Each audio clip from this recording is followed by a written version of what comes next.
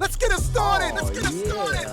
Welcome back to the First Off in My Opinion podcast. You know how we do. Tom Swoop. Yo, what's up, my good people? It's your boy Tom Swoop, and this is the First Off in My Opinion podcast. It's your boy broadcasting live from the heart of my basement. And we got a great show for y'all tonight. But first, I want to cover a few little housekeeping things. If you're on Facebook and you're watching right now, share the post to your favorite group. Let's grow this thing as fast as possible. We've been growing slowly, but I want to do it faster. And to all my people who watching on YouTube, subscribe, thumbs up, bell notifications, and all that jazz. And we're going to go ahead and try to take this thing to the next level. Today's topic, my people. I hope y'all ready for this one. Dating after divorce. This is one that I'm pretty sure is going to be a super hot buttoned issue or topic tonight. I got my special guest. I want her to introduce herself this evening. Go ahead and say hello to the people. Hello. First of all, thank you so much for the invitation. My name is Shar'nee Amaris. I am the owner of the Reset Coaching Group. I'm a life coach, and I just be out here trying to help the people heal and get better. Help the people heal, y'all. Help the people heal. So, listen, I when I reached out to you to be on the show, we talked about, things, and we came up with this great topic for tonight, and, trying to get the people together. And I guess let's open them up. Tell them a little bit about your background and why this topic is something you feel so passionate about. So, I was married and divorced all in the course of 8 months. What? I was like, what the world just happened? What you do to that man? What you do to that man? What did the man do to me? What you do to that man? 8 months.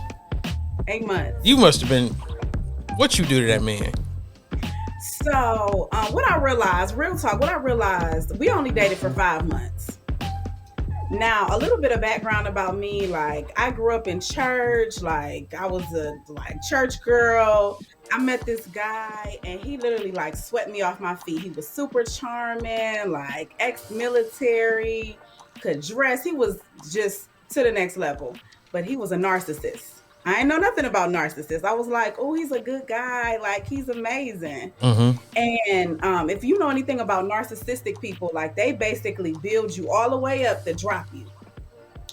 So we had this whirlwind romance. And after 5 months, we got married. And everybody around me was like, Shar'nee, don't marry him. Don't marry him. He would have been my friends for years. And I'm like, I'm in love. I'm about to get married. Okay. And 8 months later, I was on my way to divorce court, and they wrapped their arms around me and was like, we still got your back, girl. We told you not to marry him. Wow. But it was crazy. Wow. He was a very violent person. He was an alcoholic, and I tuned into your show a couple weeks ago, and you were talking about red flags. Mm-hmm. And I ignored all the red flags. Yeah, I'm about to hit you in the head in about 22 seconds. Keep going.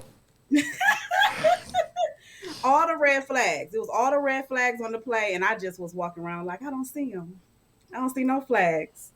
I thought it was a circus and a carnival. I didn't see no flags. So we're gonna unpack it real quick. So, all right. So, starting off when this thing whole started. Now, were you guys sexually active? I didn't have sex with him until we got married. What? But I told you I was only dating for 5 months. In the grand scheme of things, we weren't together a long time.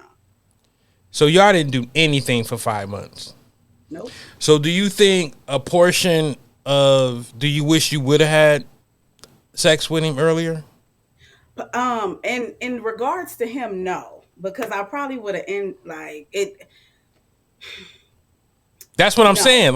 If you would have went there, if you would have gave him the snappy nappy, if you would have gave it up sooner, you would have experienced probably a different side of him.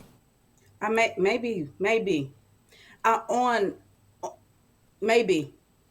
Because when did it start coming out? When did you see it? Was the red flags there beforehand? All the time. So he was a drunk beforehand. Absolutely. So middle of the day, large tumbler full of vodka, and like in the car. And because when I talk about like my dating history before him, I really had never been in a real relationship. Not like anything real monogamous and committed. And I realized some of those things coming out of it. Like, I didn't really know what I was looking for. Okay. Like today, 5 minutes in, I'd be like, if you don't get away from me. But then I didn't. I was just like, oh, I could change him. I could, if I want him to. I talked about that. Girl. And the thing, I'm with him. I could make him better. But he wasn't, he had gotten divorced. He had a ex-wife. Mm-hmm. Now, I was 28 when I got married. And he was a year younger than me. So he already had an ex-wife. So he literally liked the idea of marriage. He liked the idea of getting married. After we got divorced, he was engaged 2 or 3 more times, and he has another wife now.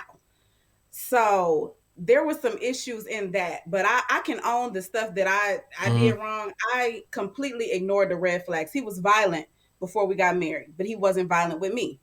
So in my mind, I was just like, well, he would never do that to me. Like, I saw him go from 0 to 90 on other people, like crazy stuff.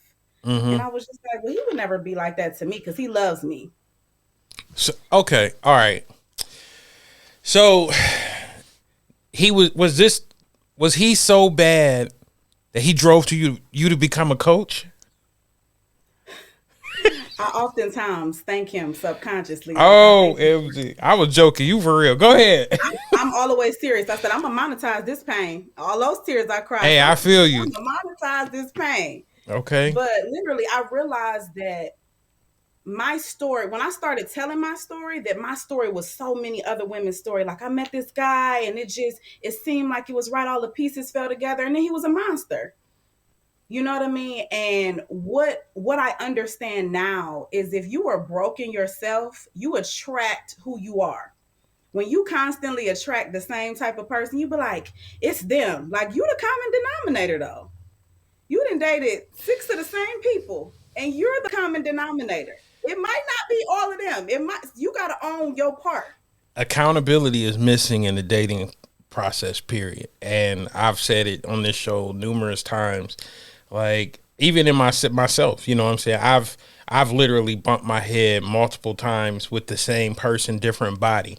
And you're right. It falls at a certain point. It falls completely at my feet. You know what I'm saying? It's up to me at that point to do some things differently, to start to do the work and change how I, approach this whole thing. I want to throw a couple things up on the screen before we get into the heart of the show tonight, dating after divorce. And the thing is, it's not the fact you had to be married to, really take what we about to give you in this show. This is more so you could have been in a long-term relationship, some kind of common law situation, anything. It's that period after that we're going to try to tackle tonight for everybody listening. So I did a little research before the show, and I'm going to throw a couple statistics up on the screen. I'm going to read a couple. According to their findings, 32% of women began dating when they were separated but not yet divorced. 21% of women started dating within 6 months of getting divorced, and 12% of women began dating between 6 months and to a year after getting divorced. The one, you can read this stuff on the screen as you go along, but the one that, was interesting to me was the one at the bottom. A study says that after divorce, 73% of women move on faster than men. The divorce rate says that there is between a 40 to 50% chance that marriages will last in America, which according to a recent study isn't great news for the guys. Now this actual one right here, this statistic was done by Essence Magazine. So it is culturally relevant, if you will, to our talk tonight. So when you hear a statistic pop on the screen that women move on faster, but then you also see that's not the case when you look at, your immediate people. Like, I see a lot of people stuck in the mud. Now that could be me, but what is your history? And, when you're talking to people and coaching people, Are you seeing more people stuck in the mud, or do you see women actually moving on? I think the word moving on is ambiguous because you could move on and still be stuck. Like You I think it could girl. I think it could be both and. You know what I mean? Like, and we talked about this in that initial Right. conversation. I got divorced on a Thursday. Thursday I was in court. Saturday I went on a date. And I was with that man for the next 2 years. I never looked back. So you moved on, but you, like you said, you didn't move on. I was stuck. Like we weren't ready to. Me and that guy weren't ready to be in a relationship. We're still good friends to this day. And it took us 2 years of fumbling around because we got to a place where we were just comfortable. We just like, we've been together this long. We here. But there was no growth. We were both in a stagnant state. And if I would have been healed enough at the beginning, I would have been able to be like, maybe we don't want the same things in life. Maybe we're not going in the same direction. And it would have never happened. Now, do you feel like that rebound was therapy? You know what I'm saying? Because that's what usually that rebound, and I have a good friend who, was married for quite some years. And then I always tell people that first, and it was on the screen, that first person, hold on a second. Let me see. It was one of these statistics. The first relationship after divorce. Yes, that 93% of those were involved in new relationships. On the average, they lasted for basically 2 months. And that's what I mean. That first relationship don't never work out. It don't never work out, but you learn something from it. Absolutely. You learn something from it, especially if you've been in a relationship for a long time. Because I know the first time I got serious after a 13-year marriage, like I learned a lot about myself. I learned a lot about the process. I learned that dating was no longer like it was when I was young. Right. And I understand it. For me, it was a lot because women were way more aggressive. They knew, a lot of women were under the impression they knew what they wanted. But I learned so much about myself, my own temperament, what I really wanted, because I really believe in, and this may not make sense to some.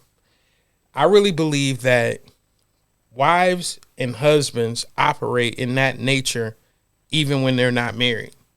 Absolutely. 100%. And that's why it's like certain women, you be like, yeah, she carry herself like a wife. She's somebody's wife. You know what I'm saying? Certain guys, you like, oh yeah, he's a husband. He's husband material. And not the quote unquote cliche, oh, that's wifey material. No, people who actually cover and carry themselves like that. And for me, it was getting to know that. And I didn't. It was a jungle when I first got out here. A jungle. And I ain't had no off. I ain't had no bug spray. I ain't had no first aid kit. There wasn't a handbook. There was, you know what I'm saying? You hit the ground running, and then that first person, that first person give you a semblance of safe. Yes. Say that again. A semblance of safe. Like they bring you in and you like, okay, this is similar to what, the good parts of my other relationship was. So I'm a let this happen. When actually I need to do an inventory. I need to back up. I need to get away from this thing. I need to learn myself. I need to be by myself. I need to learn some things before. It's just like any new job. You just don't, hey, I'm going to start at the ER on Monday and I ain't never did nothing before. You know what I'm saying? You need some training. You know what I'm saying? You may have been a doctor before, but this hospital do things differently. Absolutely. You know what I'm saying? And that's where I feel like a lot of people, they be like, well, I was in a relationship. I've been with a man. I've been with a woman. Oh, let me get back out here and just do the same thing with somebody else. Or Shar, this the one right here. I know what I don't want out of a man. So that's what I'm going to go. That's going to be my goal the next time. But with the part of that people forget is you're different. You're different. So you could have a list, but you're not the same person. People are puzzle pieces. They go together or they don't. They fit or they don't. So like you can come in here saying, "Oh, I don't want a man who does X, Y, and Z," but different people bring out different things out of people. So you're a different puzzle piece.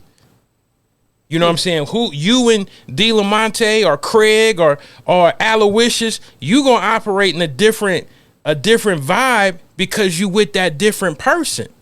Absolutely. You know what I'm saying? So let me get your take on the amount of women who say there's not enough good men out here after divorce or relationships. Long sigh. I heard that one. Because I had this conversation with my friends all the time. I can list off right now about 15 women, like dope women, intelligent women, women who have their own, they're ready for relationships. Like, and I'm their friend, so I know like the good, the bad, the ugly, and I don't sugarcoat it. Like I'm like, sis, that's why you by yourself. But women who I know, like they could bring something to the table. But what I found, because I didn't get a dating period after that marriage moment. So what I found after being in a long-term relationship, technically you did. It was just hours. Don't do that. Don't do that. But in actually being single, I was meeting guys and their tone, everybody's tone was the same. Like, oh my gosh, you're amazing. Like, this is fantastic. But when it came to commitment, baby, they were backpedaling. Like they were like treading water backwards. I said, what's wrong? Like, what's the issue? But I think that this culture and climate is different. Like my parents have been married for 54 years. So looking at that, I'm like, oh, there must be something to this, but we don't live in the same culture. I don't think that people value commitment. And when he talking about like there's not enough good men, like it's just been my experience that men don't be like ready to jump and settle down. So I'm gonna disagree with you. on the fact that I do feel like men want to settle down. I think. Where do they be at? I know I do. I want to settle down. I want to come out these streets. I want to go back into the house where it's warm because it's cold in these streets. But I do feel like men and women have become so aware of the faults in individuals and these trigger words, trauma, toxicity, damage. They've become so common that people are dating like their therapist when they're not. You know, they're over analyzing situations. They're not allowing things to move organically. They're getting in their own way. That's true. That's true. And it's like you have to be open to the process. You have to be ready for the process. You have to understand the process. All of that goes into, getting into a healthy relationship. Absolutely. If you're hungry and you haven't eaten, and I just pull up at a taco bar that you've never been at and you starving, and you're going to eat. You know what I'm saying? And it's not the right thing to eat, but you was hungry. You know what I'm saying? And sometimes we just got to stop and pause and be like, okay, what are we around? What's healthy? What's our healthy options here? You know what I'm saying? What can we do? Where can I find a decent meal? Right. Instead of operating out of hunger or operating out, I ate this morning, I'm good. But then you telling everybody you hungry every 5 minutes. You want to know how spot on we are? Because I literally wrote this note. I was upstairs. I was getting ready. I wrote this note. I said, when people are in deficit, they reach for anything. It's important to be healed enough to know what you want versus what you don't. And that's just what you said. When you are in a place of deficit, so if you're coming out of a relationship and you've lacked intimacy, you've lacked love, you've lacked support, insert thing here, you've lacked safety, because you mentioned that. You've lacked those things. Anything that looks like that, or anything that looks better than what you had, it's like not even taco bar. It's like potato chip at the gas station. Exactly. Sushi at the gas station. Oh, no. That's food poisoning waiting to happen. And people don't realize that you have to be healed enough to know what you want and what you don't want and not be willing to settle. Because there was a place I had to come in my own life where I was like, okay, you're the common denominator. You keep running into these people who are emotionally unavailable because truly you may be emotionally unavailable. And sometimes when we don't see ourselves properly, we will date down subconsciously. It's not even like a conscious effort, but you'll be like, oh, well, that shouldn't be too difficult, because psychologically you've already set yourself in a place that's low level. You're like, well, it just is what it is. Every time I get into a relationship, the bottom drops out anyway. So you're now expecting things to fail. So you insert self-sabotaging behaviors, which is why you go into a relationship analyzing the person. Well, they didn't do this on Tuesday. They didn't say this right. Like, you got to let that person live. All right, we got a comment. How do you separate trigger from red flag? Go ahead. I'm gonna let you get that. I'm gonna let you get that one. I think trigger from red flag is knowing yourself, because I had to have this conversation recently. There are some things that in my life have happened that make me respond a certain type of way. Those are my triggers. Knowing who I am enough to know what my triggers are. All right, I got that on lock. So this could be a trigger, but red flags, like, okay, this is happening. This is happening consistently. And there's nothing, like, this is the essence of who the person is. And I think that's the major difference. Like, does this speak to the person's character? Does this speak to their nature versus how you're responding? Because they may be triggering you with one of their red flags. Exactly. But knowing yourself, like, helps you dictate, helps you see the differences between the two. But I think character and nature speak to red flags. Like, does this speak for their character? Like, do you see them as somebody who's dishonest? Do you see them as somebody who's inconsistent? And being able to wage that against, like, is that constantly how they're showing up? Now, consistency is one of those hot button words that keep coming up in the dating process. Consistency. And so what I've noticed, and, I've been guilty of, and, I've seen it happen to me. I feel like consistency and then dating it's really a balancing act, because it's like, I do think people should date multiple people to get to know the process of dating, but then it makes you inconsistent. You know what I'm saying? It makes you inconsistent because you're not readily available. You may not respond back during these texting type situations or whatever. And I remember, like, maybe this is probably like 3 years ago. So this young lady, she sends me this message out of the blue. Now, I haven't talked to her in about probably like 2 months. And she's like, I'm currently dating, a couple people, but I really want to go out on a date with you. And, and I was just like, well, if you already seeing, 2-3 people, you should do that. You know what I'm saying? And she's like, but I think you can win. And I was just like, in my head, I was just like, girl, get off my phone. Like, quit playing with me. I got stuff to do. But when I really sit back and I look at it and I think about it, I'm like, she had a valid point. But at the same time, that's not for everybody. Right. You know what I'm saying? And I get it. Women want to be pursued and all of that, but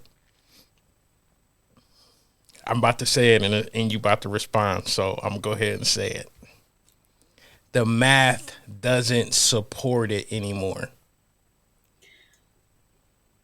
There's way too many women. There's way too many women. And I'm not saying, listen, and I swear I am not saying that men should not pursue women. But what I am going to say is the math doesn't support it anymore. There's like 9 women to each man. So it's like, you know, when you really get into, you know, who's pursuing who, and the thing is, I still feel like it's a man's role to approach a woman and court a woman.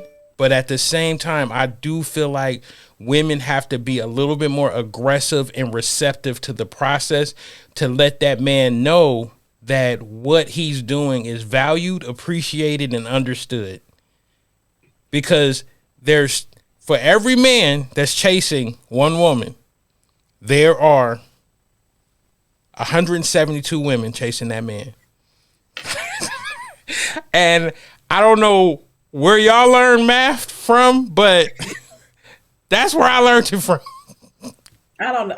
I'm not even gonna ask about where you learned that math from, but I think that's a hard pill. That's a hard place, because to say a woman needs to be receptive to the process,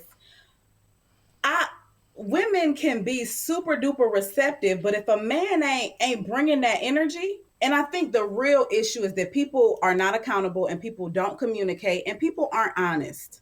Mm-hmm.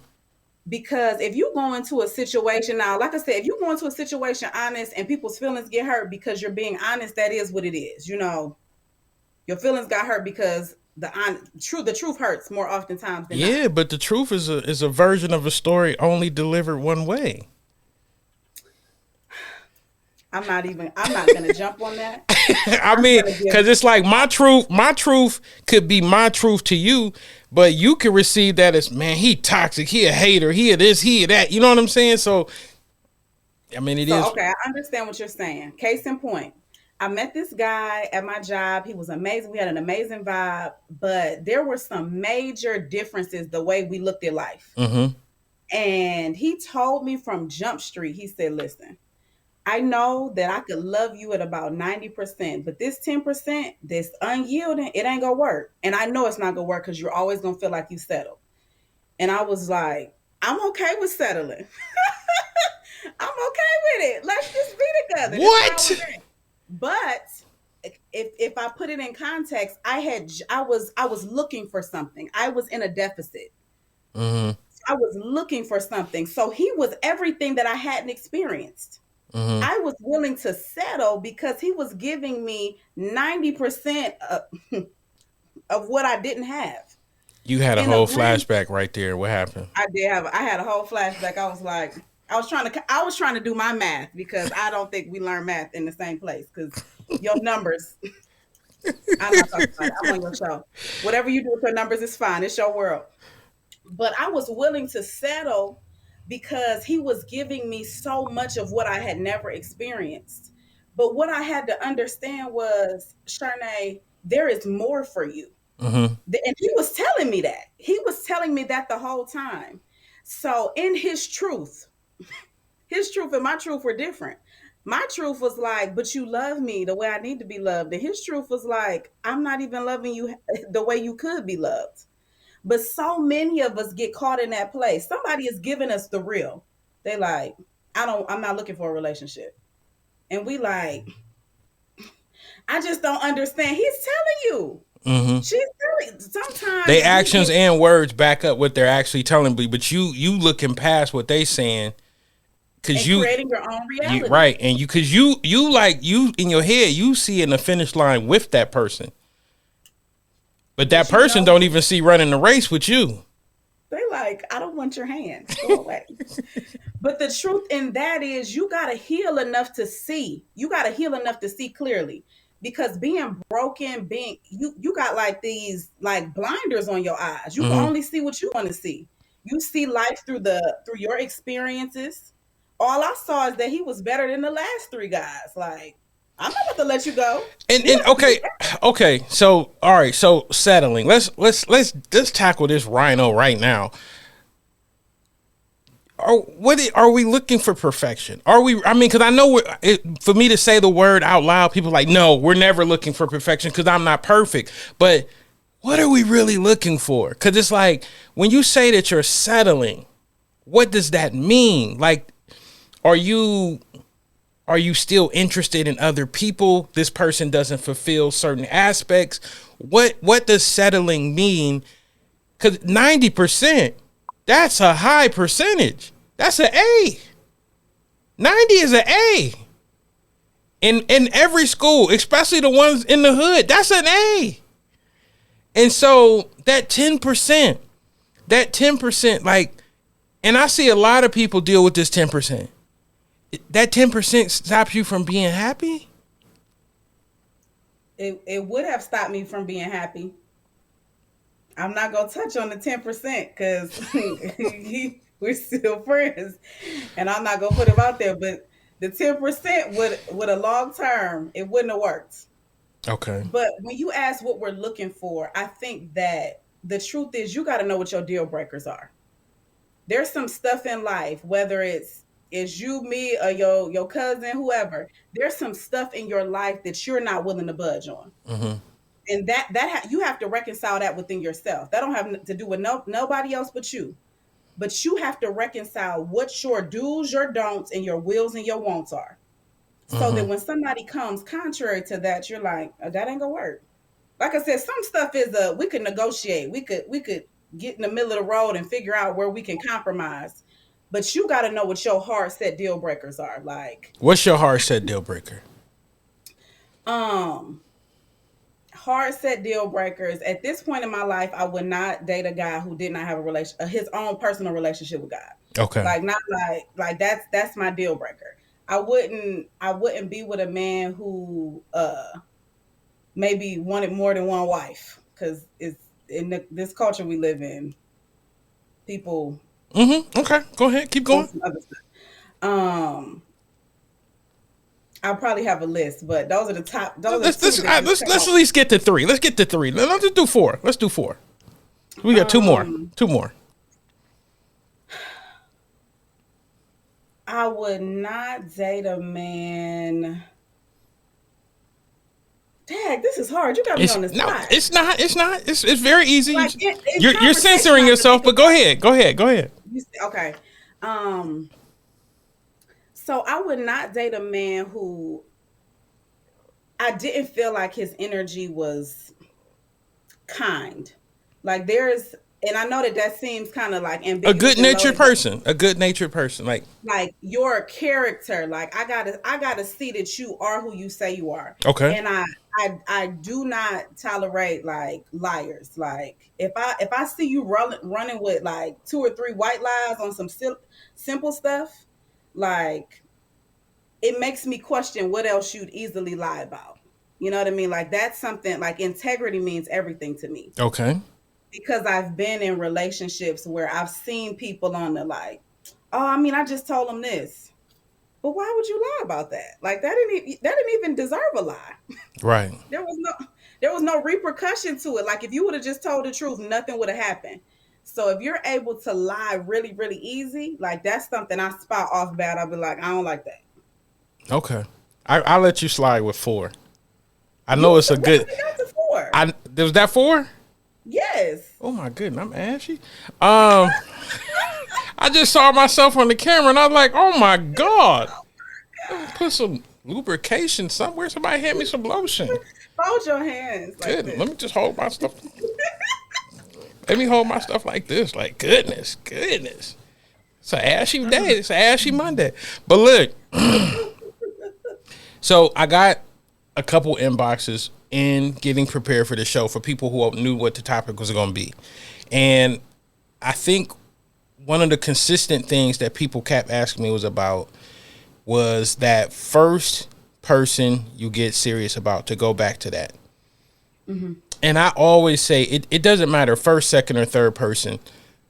and it goes into what you said. It's what I said a couple weeks on the show. You got to evaluate that person's integrity, character, and good nature without you in their lives. Yes.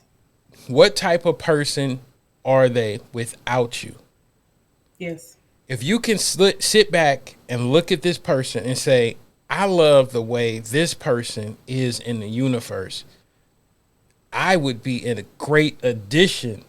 I would blend well with this person. You know what I'm saying?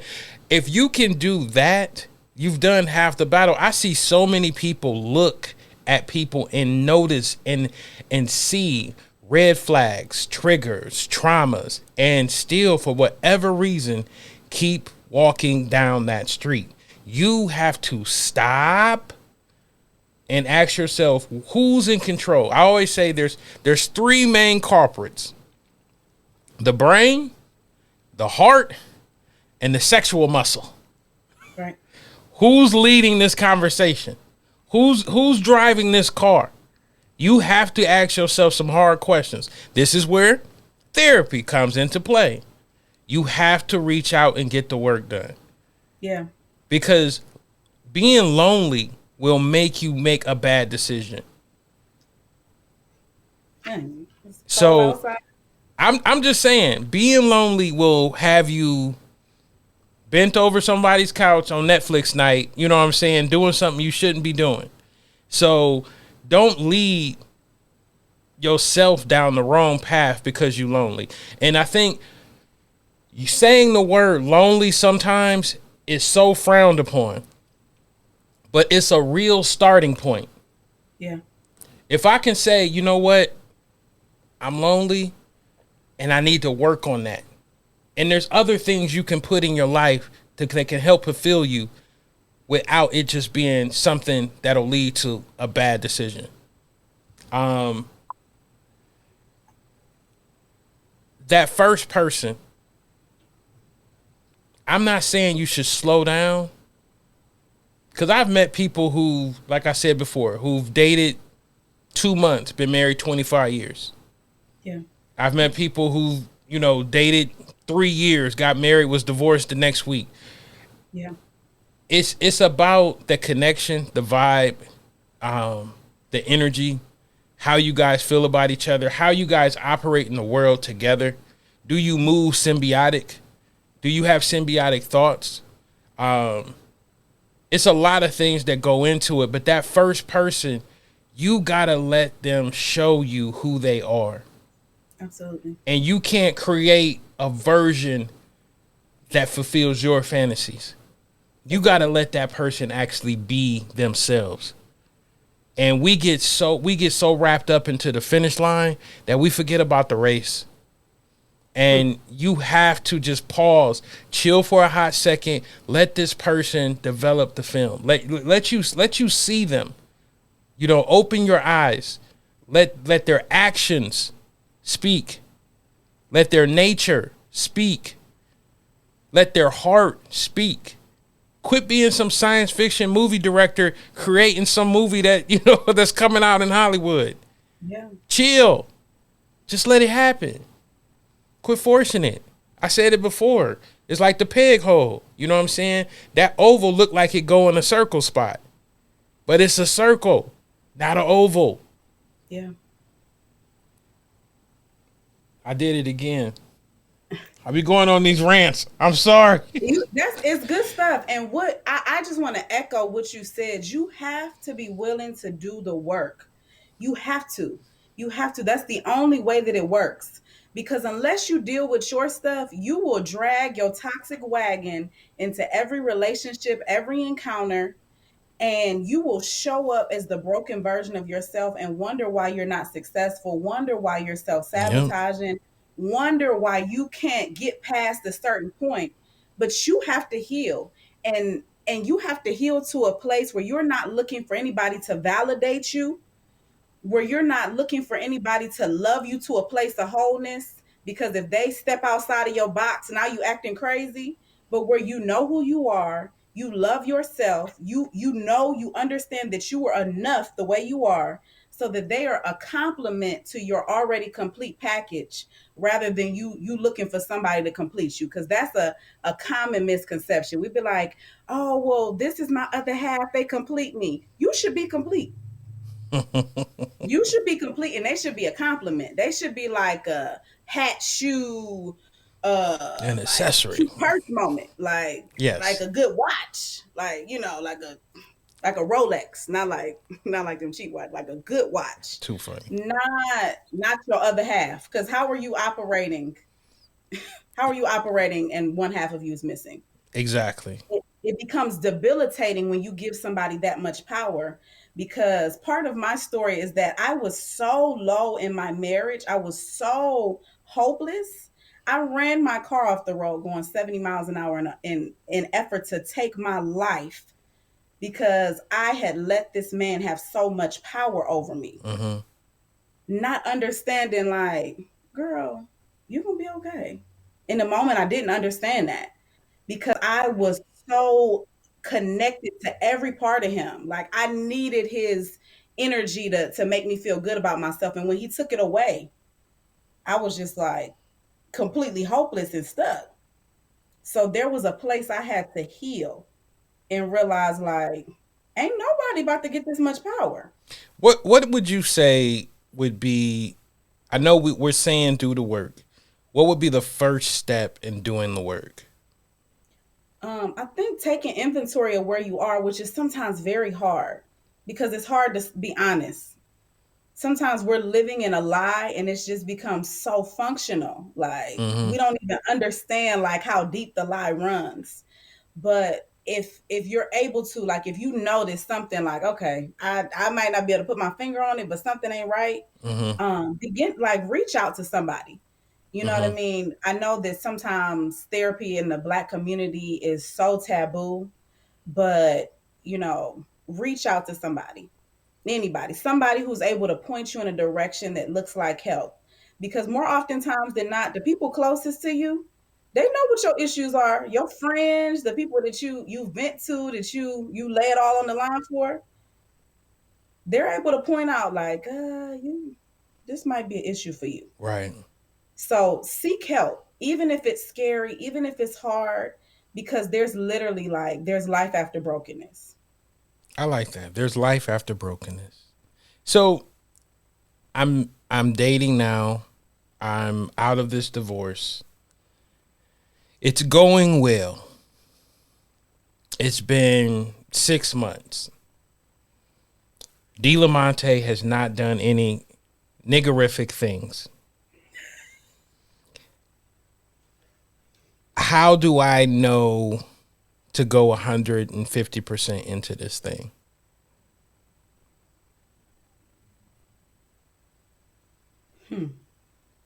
How do I know? How do I know to put these walls all the way down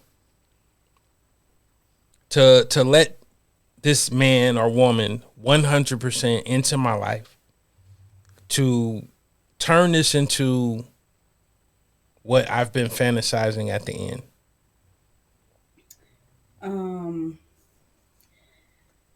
I This think is a number scary, this is one, a very scary answer.